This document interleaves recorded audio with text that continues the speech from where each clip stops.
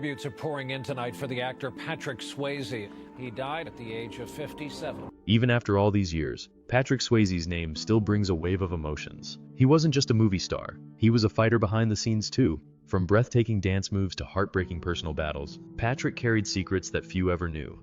Now, at 62, his widow has finally opened up about one private truth he never shared with the world. It's something that stayed hidden until long after his final goodbye. Today, we're diving deep into a story that's as tender as it is surprising.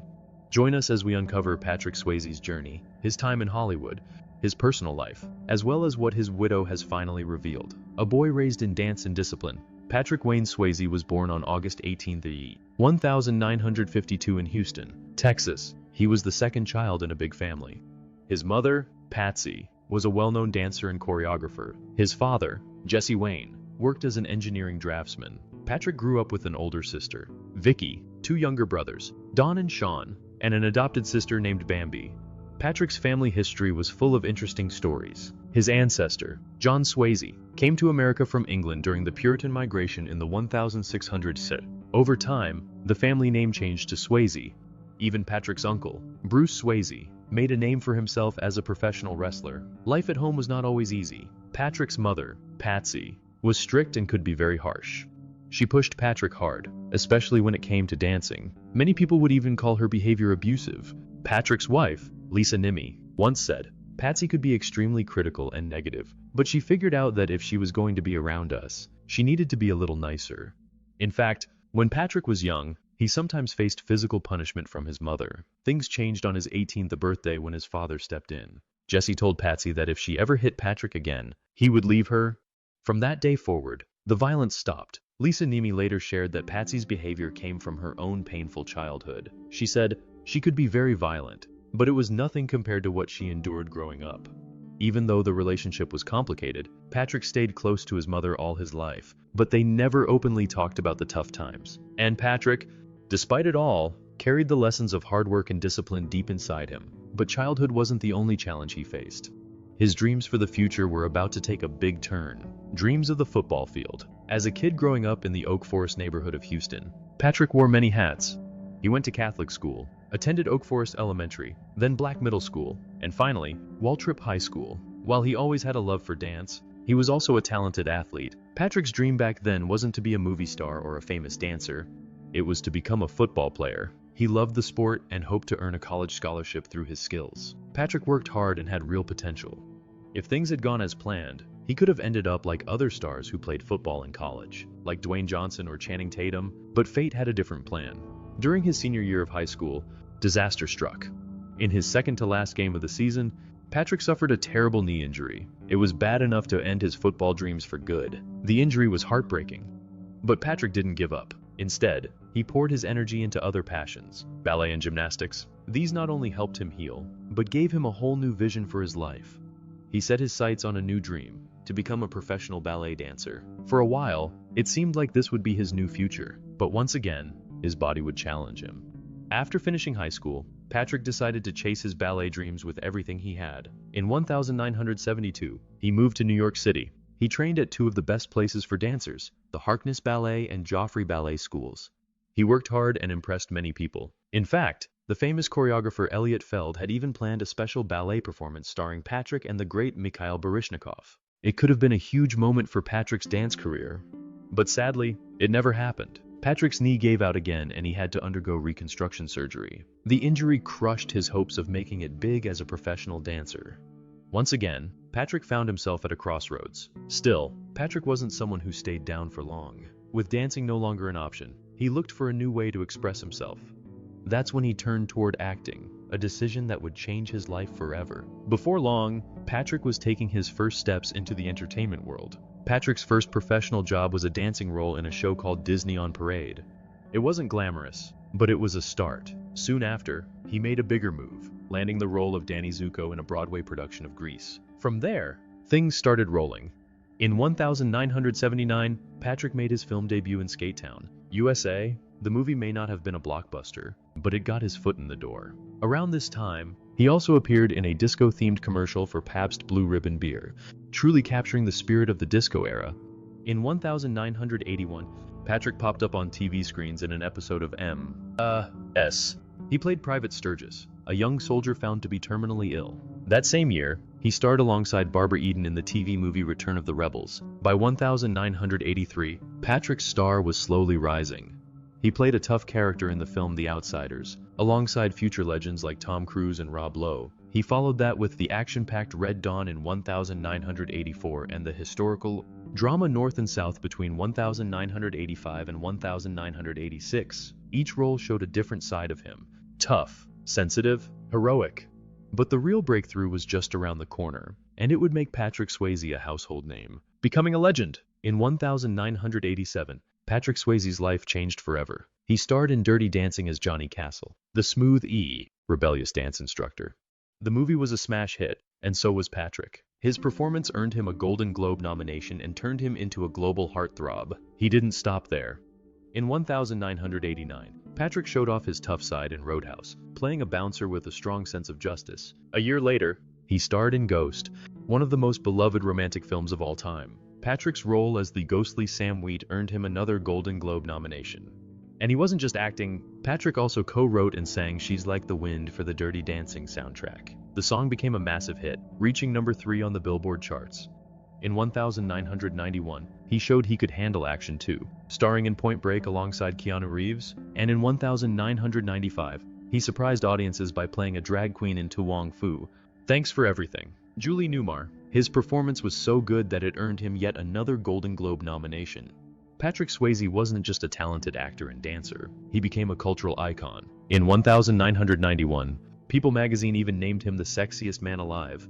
Through all the ups and downs, injuries and heartbreaks, Patrick never stopped pushing forward. But behind the fame and the spotlight, Patrick's real strength came from something much deeper: the love and support he found at home. It all began years before he became a star, in a small dance studio, where fate brought him and Lisa Niemi together.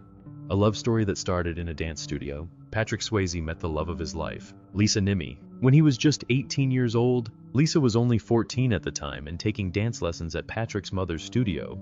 Their first meeting wasn't exactly picture perfect. Lisa once said, "Had a little contentious start because he had a kind of reputation as a Casanova. I had a reputation as a bad girl, and we were supposed to stay away from each other. But sometimes, destiny has its own plans." Lisa shared on the Amy and TJ podcast that she felt something special from the beginning. "I knew that something was going to happen between us that was significant," she said. After finishing high school, Patrick moved to New York City to chase his dreams, and Lisa soon followed after her graduation. Both of them earned spots at the famous Joffrey Ballet. Their bond only grew stronger with time.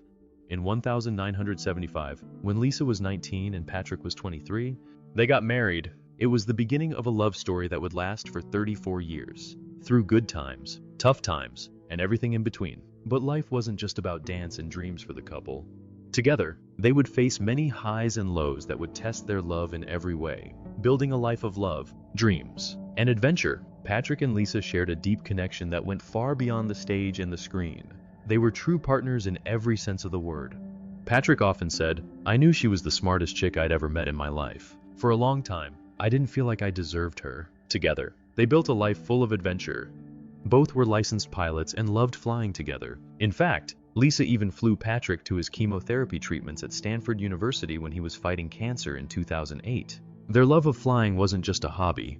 It became a symbol of the trust and teamwork they shared. The couple also loved horseback riding. They lived on a horse ranch near Los Angeles and owned a bigger one in New Mexico. They spent a lot of time raising Arabian horses. One of Patrick's best-known horses was a beautiful chestnut stallion named Taman. Their bond was strong both personally and professionally. Lisa and Patrick appeared together in several movies and TV shows. They even co-wrote and starred in a play that later became the 2003 movie One Last Dance, directed by Lisa herself. Patrick once said about their connection, "We have an unspoken language after all these years." It wasn't just words. It was a lifetime of trust, shared dreams, and silent understanding. But even with so much joy, they had their share of heartbreak too. Lisa suffered a miscarriage during their marriage, and though they had no children, their bond remained unbreakable. Yet beyond love and adventure, Patrick also fought personal battles that few knew about. A journey through faith, addiction, and healing. Patrick Swayze. He always felt like there was something different inside him, something he couldn't fully understand. Growing up in Texas, he found little support for this side of himself. To find peace, Patrick explored many paths. He turned to therapy, transcendental meditation, and EST training. Later, he found comfort in Soka Gakkai Buddhism. Patrick explained in an interview, "I finally found what I was looking for in the Soka Gakkai tradition of Buddhist practice."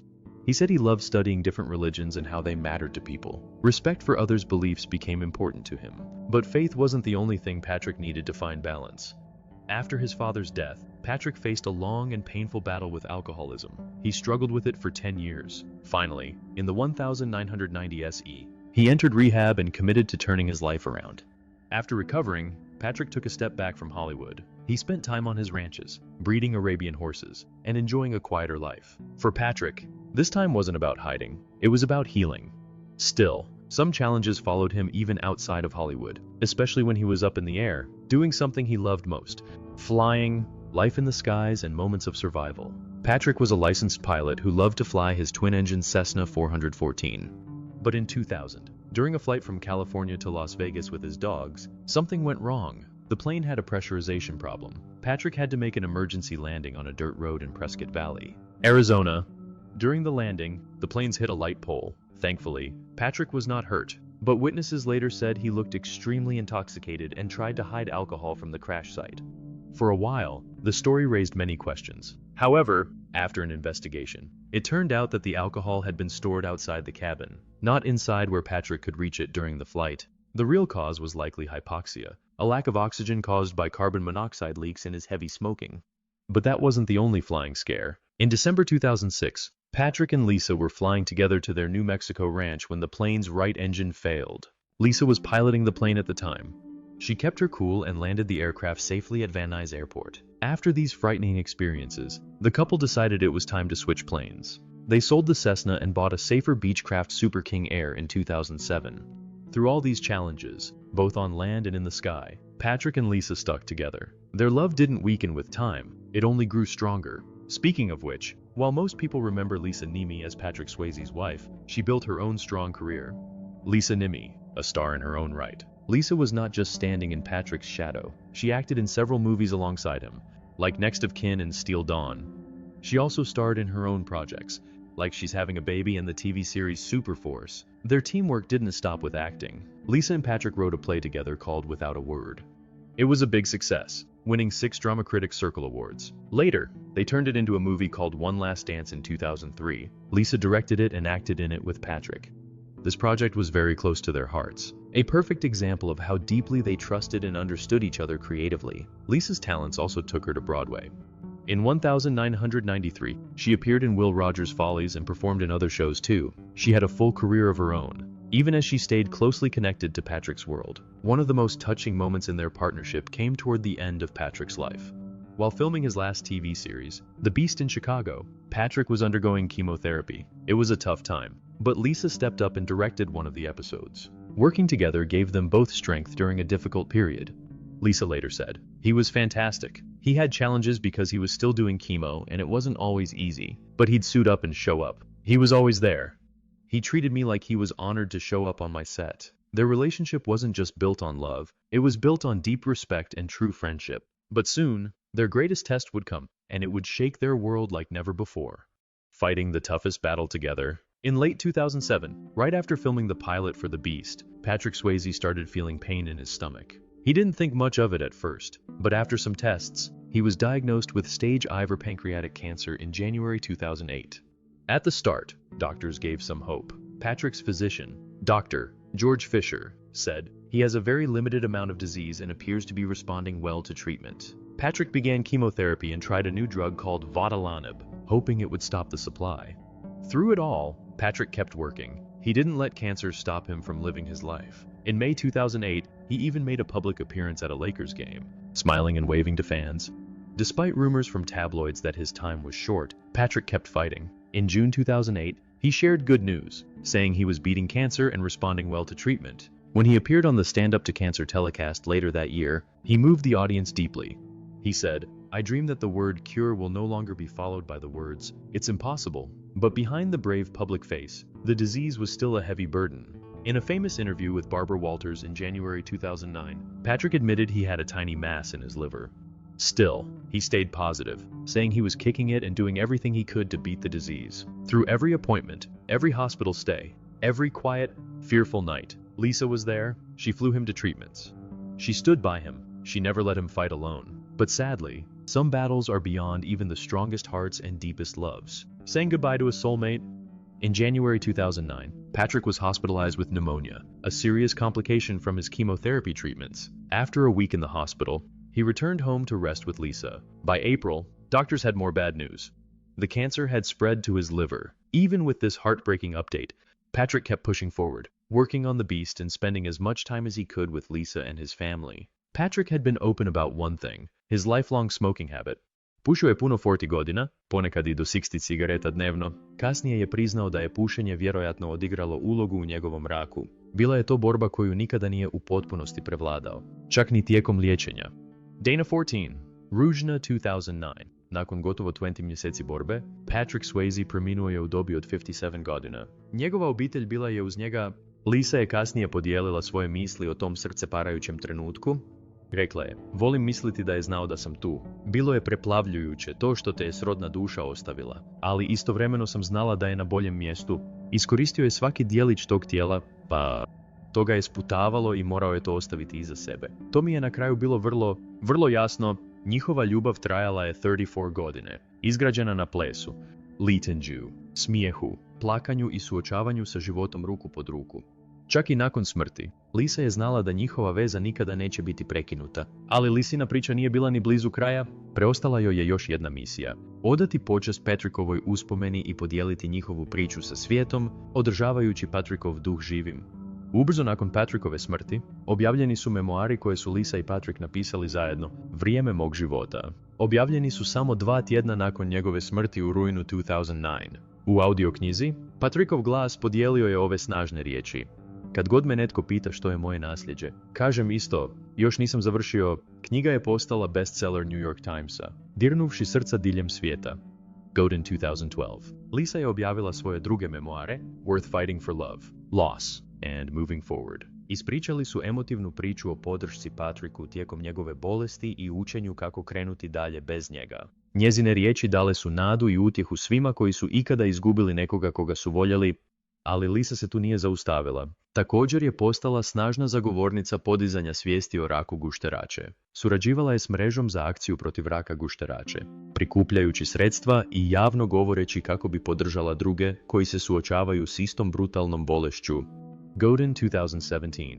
Lisa je odlučila odati počast Patrickovom sjećanju na duboko osoban način. Organizirala je aukciju nekih od Patrickovih najznačajnijih predmeta. To je uključivalo njegovu poznatu kožnu jaknu iz prljavog plesa i ronilačko odjelo iz Point Breaka. Lisa je objasnila. Nakon što je Patrick preminuo, pedantno sam spakirala svu njegovu odjeću.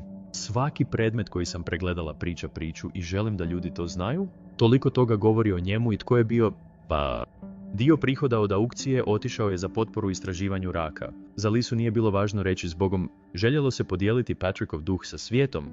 Danas, svaki put kad netko čuje da je poput vjetra ili pogleda Ghost ili prljavi ples, dio Patrick Swayzeevog srca živi dalje. Srce koje nikada nije odustalo. Ljubavna priča koja nikada nije istinski završila.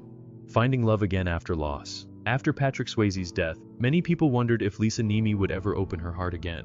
For a long time, she focused only on healing and carrying Patrick's memory with her.